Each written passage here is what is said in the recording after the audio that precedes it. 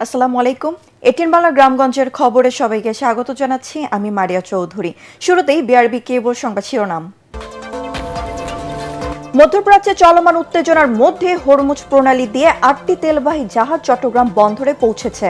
পথে রয়েছে আরও ৭টি জাহাজ। ঈদে মহাসড়কে যানবাহনের ডাকাতি ঠেকাতে বিশেষ নিরাপত্তা দিচ্ছে সিরাজগঞ্জ জেলা পুলিশ। চালক ও পণ্য মালিকদের মধ্যে স্বস্তি। পাহাড়ের প্রান্তিক ও নিম্ন আয়ের ১,১৩০ পরিবার পাচ্ছে ফ্যামিলি কার্ড। নারীর ক্ষমতায়নের পাশাপাশি দারিদ্র্য বিমোচনে রাখবে গুরুত্বপূর্ণ ভূমিকা। এবং নানা আয়োজনে সারা দেশে যথাযোগ্য মর্যাদায় পালিত হচ্ছে আন্তর্জাতিক নারী দিবস।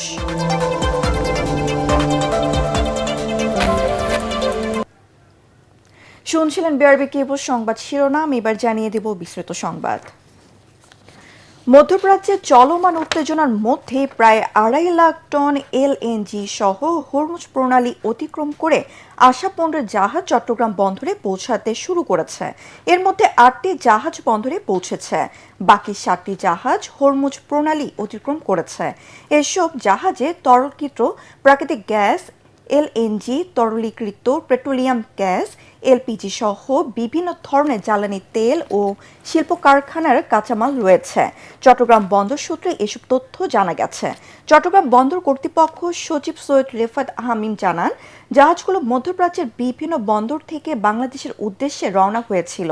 ওই সময়ে অঞ্চলটিতে সামরিক উত্তেজনা বাড়তে থাকলেও সংঘাত শুরু হওয়ার আগেই জাহাজগুলো হরমুজ প্রণালী অতিক্রম করতে সক্ষম হয়। বর্তমানে জাহাজগুলো ধাপে ধাপে চট্টগ্রাম বন্দরে পৌঁছাচ্ছে এবং সেখান থেকে পণ্য খালাসের কার্যক্রম চলছে। ঝিনাইদহে পেট্রোল পাম্পে তেল নেয়াকে কেন্দ্র করে সংঘর্ষে নীরব হোসেন নামে এক যুবক নিহত হয়েছেন। শনিবার রাতে শহরের কেন্দ্রীয় বাস টার্মিনাল এলাকায় তাজ ফিলিং স্টেশনে এই ঘটনা ঘটে। পুলিশ ও স্থানীয়রা জানায়, নীরব হোসেন বোতলে তেল নিতে পাম্পে গেলে কর্মচারীরা তা দিতে অস্বীকৃতি জানায়। পরে তিনি পাশের একটি পাম্পে যান।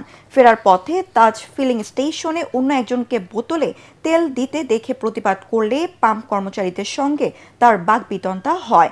এক পর্যায়ে কর্মচারীরা লাঠি দিয়ে তাকে মারধর করলে তিনি গুরুতর আহত হন। পরে ঝিনাইদহ সদর হাসপাতালে নেওয়া হলে চিকিৎসক তাকে মৃত ঘোষণা করেন। নিহত নীরব বৈষম্য বিরোধী ছাত্র আন্দোলনের একজন সক্রিয় সদস্য ছিলেন বলে জানা গেছে। ঘটনার পর রাতে বিক্ষুব্ধ জনতা শহরের আলাপপুর এলাকার সৃজনী ফিলিং স্টেশনে ভাঙচুর চালায় এবং কেন্দ্রীয় বাস টার্মিনালে দাঁড়িয়ে থাকা 3টি বাসে আগুন দেয়। এই ঘটনায় পাম্পের 3 কর্মচারীকে আটক করেছে র্যাব। আজকের পদক্ষেপ আগামী ন্যায় বিচার সুরক্ষিত হোক নারী ও কন্যার অধিকার, এই প্রতিপাদ্য সামনে রেখে সারা দেশে যথাযোগ্য মর্যাদায় আন্তর্জাতিক নারী দিবস উদযাপিত হচ্ছে। দিবসটি উপলক্ষে রাজনৈতিক, সামাজিক, সাংস্কৃতিক সংগঠন, শিক্ষা প্রতিষ্ঠান ও মানবাধিকার সংগঠনগুলো সারা দেশে সমাবেশ, শোভাযাত্রা, আলোচনা সভা ও সাংস্কৃতিক অনুষ্ঠানের আয়োজন করে। মেহেরপুরে শোভাযাত্রা করেছে জেলা প্রশাসন ও মহিলা বিষয়ক অধিদপ্তর। শোভাযাত্রাটি শহর প্রদক্ষিণ শেষে একই স্থানে গিয়ে শেষ হয়। নাটোরের জেলা প্রশাসকের সম্মেলন কক্ষে অনুষ্ঠিত হয় আলোচনা সভা।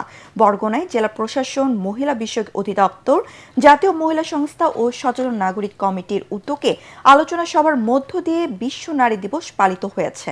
খাগড়াছড়িতে জেলা মহিলা বিষয়ক অধিদপ্তর ও জাতীয় মহিলা সংস্থা খাগড়াছড়ি জেলা শাখার উদ্যোগে বর্ণাঢ্য র্যালি, আলোচনা সভা ও কৃতি নারীদের সম্মাননা প্রদান করা হয়। এছাড়াও দেশের বিভিন্ন জেলা ও উপজেলা সরকারি ও বেসরকারিভাবে দিবসটি পালিত হয়েছে। সাভার জাতীয় স্মৃতিসৌধে বীর শহীদদের প্রতি ফুল দিয়ে শ্রদ্ধা নিবেদন করেছে জাতীয় সংসদের নবনির্বাচিত চিফ হুইপ ও হুইপরা।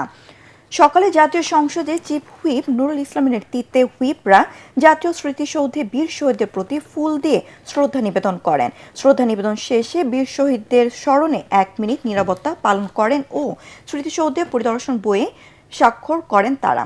এ সময় জাতীয় সংসদের whip G K Ghaus, Rafiqul Islam, Mia Nuruddin Ahmed Apu, Akhtaruzzaman Mia, M Ruhul Kuddus Talukdar Dulu, A B M Ashrafuddin Nizam উপস্থিত ছিলেন।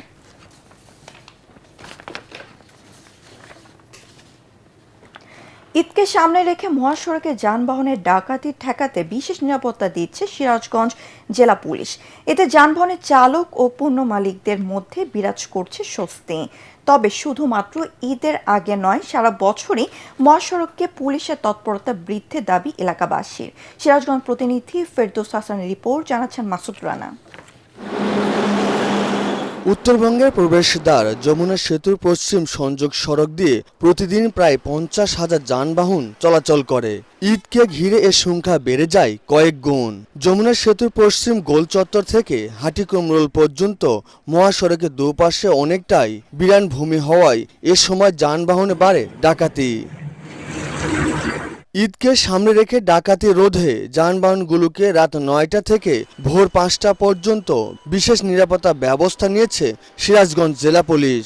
এতে স্বস্তি বিরাজ করছে যানবাহনের চালক, মালিক ও এলাকাবাসীর মধ্যে। রাস্তাঘাটে গাড়ি হাইজাক হতো, একটা তেলের গাড়ি, চিনির গাড়ি হাইজাক হলে ওই ব্যবসাটা পঙ্গু হয়ে যায়। যেভাবে আমাদের স্কোয়াডের ভাবে সারারা নিয়ে যাচ্ছে আর যে সুবিধা দিচ্ছে, আমাদের আশা করি যে পরে আর আমাদের সমস্যা হবে না। রাস্তাঘাটে খুব সুস্থ হলে যা আশা করতেছি, আমাদের কোনো সমস্যা হইতেছে না। যমুনা সেতু পশ্চিম থানার ওসি জানান, বিশেষ এই নিরাপত্তার কারণে দুষ্কৃতিকারীদের তৎপরতা কমবে। 3টা টিম আমরা প্রতিদিন রাত 9টা থেকে ভোর 5টা পর্যন্ত এই গাড়িগুলা সিরাজগঞ্জ সীমানা পৌঁছে দিচ্ছি। আমরা আশা করি যে মহাসড়কে আর কোনো অপ্রীতিকর ঘটনা ঘটবে না। মহাসড়কে পুলিশের নিরাপত্তার পাশাপাশি অপরাধীদের গ্রেপ্তার তৎপর হওয়ার তাগিদ নাগরিক সমাজের প্রতিনিধিদের। পুলিশের কাছে ডাকাতের লিস্ট নাই, এটাকে বিশ্বাস করবো না। আর পুলিশ পারে না এমন কোনো কাজ বাংলাদেশে নেই। সুতরাং পুলিশ যদি সদিচ্ছার বহিঃপ্রকাশ ঘটায়, চিহ্নিত ডাকাতদের যদি ধরে জেলে পুরে দেয়, তাহলে নিশ্চিতভাবে এর একটা স্থায়ী সমাধান হবে। ঈদ যাত্রা আনন্দময় করতে জেলা পুলিশের এই উদ্যোগকে স্বাগত জানিয়েছেন যানবাহন সংশ্লিষ্টরা। Bureau report, ATN Bangla. পার্বত্য জেলা বান্দরবানের দুর্গম এলাকায় 1130 পরিবার পাচ্ছে ফ্যামিলি কার্ড।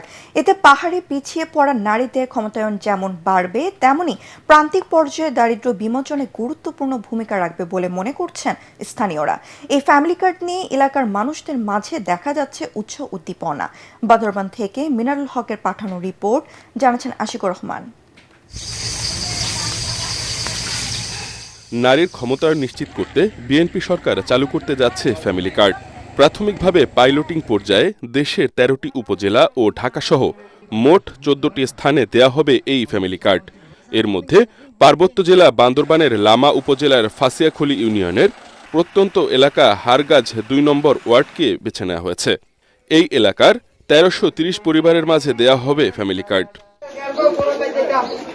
প্রান্তিক ও নিম্ন আয়ের পরিবারকে সুরক্ষা দিতে ফ্যামিলি কার্ড চালু করে প্রতি মাসে 2500 টাকা অথবা সমমূল্যের নিত্য প্রয়োজনীয় পণ্য সরবরাহ নিশ্চিত করা হবে। তারেক রহমানে এই যে উদ্যোগটা নিছে এই ফ্যামিলি কার্ডের জন্য, এটা আমাদের জন্য, মহিলাদের জন্য ভালো হয়েছে। ফ্যামিলি কার্ড যদি গরিব দুঃখী মানুষ পায়, তাদের জন্য অনেক অনেক উপকার হবে। একটি পরিবারও যাতে সুবিধা বঞ্চিত পরিবারগুলোর মধ্যে বাদ না পড়ে। আমরা লামাবাসীর পক্ষ থেকে, বান্দরবান জেলা বিএনপির পক্ষ থেকে, লামা উপজেলা বিএনপির পক্ষ থেকে আমরা ধন্যবাদ জানাই। জেলা প্রশাসনের কর্মকর্তারা বলছেন, ফ্যামিলি কার্ড বিতরণের সব প্রস্তুতি এরই মধ্যে সম্পন্ন হয়েছে। পাইলটিং পর্যায়ে প্রকল্প শুরু হলেও পরে এই সংখ্যা আরও বাড়ানো হবে। ফ্যামিলি কার্ড তাদের জন্য একটা প্রশান্তির বার্তাই বলবো, মানে একটা অবলম্বন হিসেবে কাজ করবে। তারপরে তারা এটাকে কাজে লাগিয়ে তারা নিজেরাও তাদের মানে ভাগ্য ফিরানোর জন্য তারা একটু সচেষ্ট হবে বলে আমার মনে হয়। আগামী 10ই মার্চ প্রধানমন্ত্রী তারেক রহমান এই প্রকল্পের উদ্বোধন করবেন। Bureau report, ATN Bangla.